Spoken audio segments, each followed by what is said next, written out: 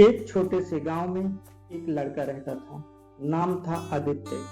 गांव बहुत साधारण था। न पक्की सड़कें थी, न अच्छे स्कूल। आदित्य के पिता किसान थे और रोज की मेहनत से घर चलता था। परिवार की हालत बहुत अच्छी नहीं थी, लेकिन आदित्य के दिल में एक बड़ा सपना था। वह एक दिन इंजीनियर बनेगा और अपने गांव के बच्चों के लिए स्कूल बनाएगा। लेकिन यह सपना सुनकर अक्सर लोग हंस देते। अरे बेटा, गांव के बच्चे कहाँ इंजीनियर बनते हैं, बस खेत में काम करना सीख ले, वही तेरा भविष्य है।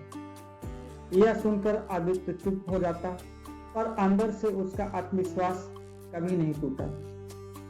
गांव में सिर्फ 5वीं तक स्कूल था। आगे पढ़ाई के लिए उसे नजदीकी कस्बे जाना पड़ता। रोज 5 किलोमीटर पैदल चलना और फिर पढ़ाई करना आसान नहीं था। कई बार बारिश में कपड़े भीग जाते, कभी किताबें गीली हो जाती, लेकिन आदित्य ने कभी हार नहीं मानी। उसके दोस्त कई बार उसे चिढ़ाते, इतना क्यों पढ़ रहा है, हम तो मस्ती कर रहे हैं, तू भी खेल कूद कर, जिंदगी में किताबें किस काम की। आदित्य मुस्कुराकर बस एक ही बात कहता, मेरे लिए किताब ही भविष्य है। जैसे जैसे क्लास आगे बढ़ी, खर्चे भी बढ़ते गए।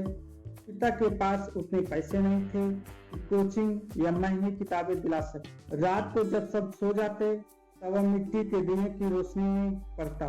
कई बार नींद आ जाती, लेकिन सपना बड़ा था, इसलिए हिम्मत भी बड़ी रखनी पड़ी। गांव में एक सेवानिवृत्त अध्यापक रहते थे, शर्मा सर। उन्होंने एक दिन आदित्य को पढ़ते देखा और पूछा, बेटा तू इतनी मेहनत क्यों कर रहा है। आदित्य ने मासूमियत से जवाब दिया, सर मैं इंजीनियर बनकर गांव में स्कूल बनाना चाहता हूँ, ताकि कोई बच्चा पढ़ाई से वंचित न रहे। शर्मा सर भावुक हो गए। उन्होंने आदित्य को अपनी पुरानी किताबें दे दी और कहा, बेटा जो सपना समाज के लिए हो, भगवान भी उसकी मदद करता है। आखिरकार बोर्ड परीक्षा का समय आया। गांव के लोगों को उम्मीद नहीं थी कि आदित्य अच्छा करेगा, लेकिन उसने टॉप किया। गांव में पहली बार किसी ने इतना अच्छा रिजल्ट लाया। अब आगे की राह और कठिन थी। पैसे की कमी, साधनों की कमी और समय की कमी, तीनों मुश्किलें थी। लेकिन आदित्य ने हार नहीं मानी। खेत में पिता की मदद करने के बाद रात को देर तक पढ़ता, कभी कभी भूखा ही सो जाता, लेकिन किताबों से दूरी नहीं बनाई। परीक्षा का रिजल्ट आया।